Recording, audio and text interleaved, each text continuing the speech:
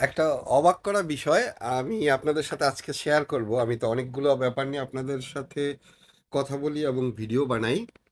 দেখেন, গত প্রায় 1 সপ্তাহ 10 দিন আগে আমি একটা ভিডিও বানাইছিলাম, সেটা হচ্ছে বিএমইটি কার্ডের বিষয়ে, রাইট?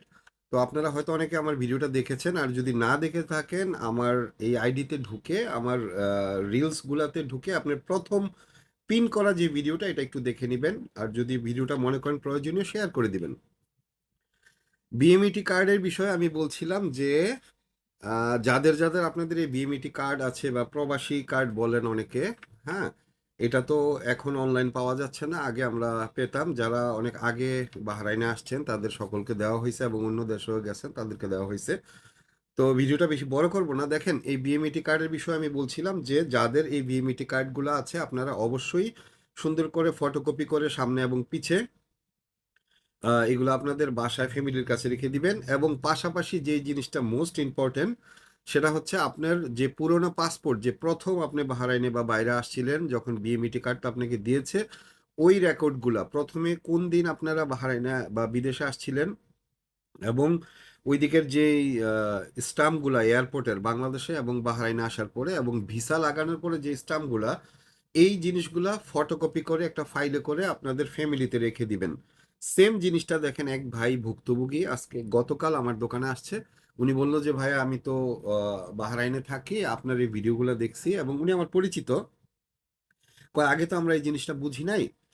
তো ওনার ভাই গত 8-9 মাস আগে এইখানে বাহরাইনে মারা গেছেন, এবং মারা যাওয়ার পরে ওনারা তো এই বিষয়গুলো নিয়ে আগে জানতেন না যে বিএমইটি কার্ডের মাধ্যমে যে বিদেশে থাকা অবস্থায় মারা গেলে ফ্যামিলি একটা বড় অ্যামাউন্টের টাকা পায়। তো উনি বলতেছে যে ভাই আমি এই আপনি যে ভিডিওতে যে কথাগুলো বলছেন যে বিএমইটি কার্ডের এই কপিগুলো লাগে, আসলেই ভাই এই কপিগুলোর জন্য আজকে আমার ভাই মৃত্যুবরণ করার পরেও আমরা এই টাকাগুলো তুলতে পারছি না। তারা প্রথমত কি জিনিস চাচ্ছে, যে প্রথম যখন বাহরাইনে গেছে তখন যাওয়ার পরে যে ভিসা লাগাইছে ওই ভিসার স্টাম্পের কপিগুলো চাচ্ছে, এগুলো উনি দিতে পারতেছে না। কারণ ওনার কাছে এই প্রথমের পাসপোর্টটা পাচ্ছে না, ওনার ভাই তো মারা গেছেন, কোথায় রাখছে কি অবস্থায় আছে ওই পাসপোর্টটা পাচ্ছে না। সেই কারণে বাংলাদেশ গভর্নমেন্ট থেকে যেই ডকুমেন্টস গুলো চাইতেছে ওই পুরনো পাসপোর্টের স্টাম্প গুলো চাইতেছে। হ্যাঁ, কবে বাহরাইনে আসছে, প্রথম ভিসাটা যে লাগছিল ওই ভিসার স্টাম্প গুলা, এগুলা দিতে পারতেছে না। এই কারণে উনি এতগুলা টাকা থেকে বঞ্চিত হচ্ছেন, উনি টাকাগুলা তুলতে পারছেন না। আমাকে জিজ্ঞেস করতেছেন যে অন্য কোনো অপশন আছে কিনা। তো আমি ওনাকে একটা ছোট্ট সলিউশন দিয়ে দিছি, যদি উনি করতে পারে হয়তোবা এই ডকুমেন্টস গুলো জোগাড় করতে পারবে। কারণ ওই প্রথম পাসপোর্টের কপিগুলো দরকার।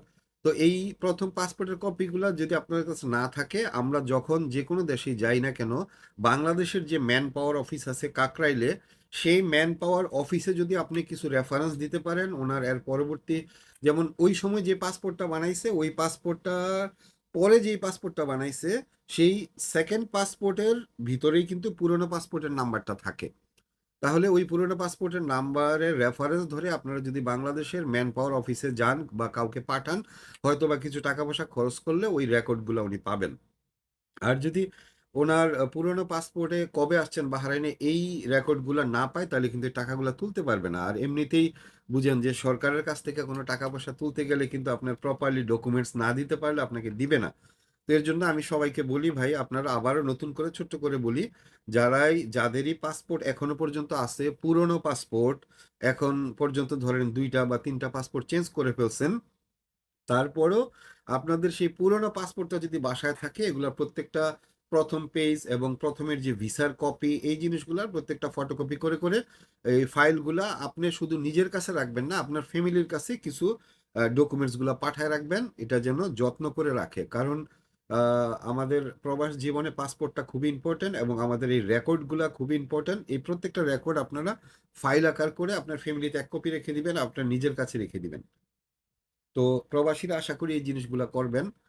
তাহলে আপনার পরবর্তীতে আর অনেক রুলস আসতে পারে, অনেক নিয়ম কানুন আসতে পারে, এই কারণে আমাদের ডকুমেন্টসটা খুব প্রয়োজন। তো সবাই ভিডিওটা শেয়ার করে দিবেন, আপনার প্রয়োজন না হইলেও হয়তো আপনার বন্ধু বান্ধব বা অন্য কারো প্রয়োজনে লাগবে। আর আমার পেজের সাথে অবশ্যই লাইক কমেন্ট শেয়ার করে সঙ্গে থাকবেন। আপনাদের কোনো পরামর্শ থাকলে কোন বিষয়ে ভিডিও দরকার আমাকে একটু জানাবেন কমেন্টসের মাধ্যমে।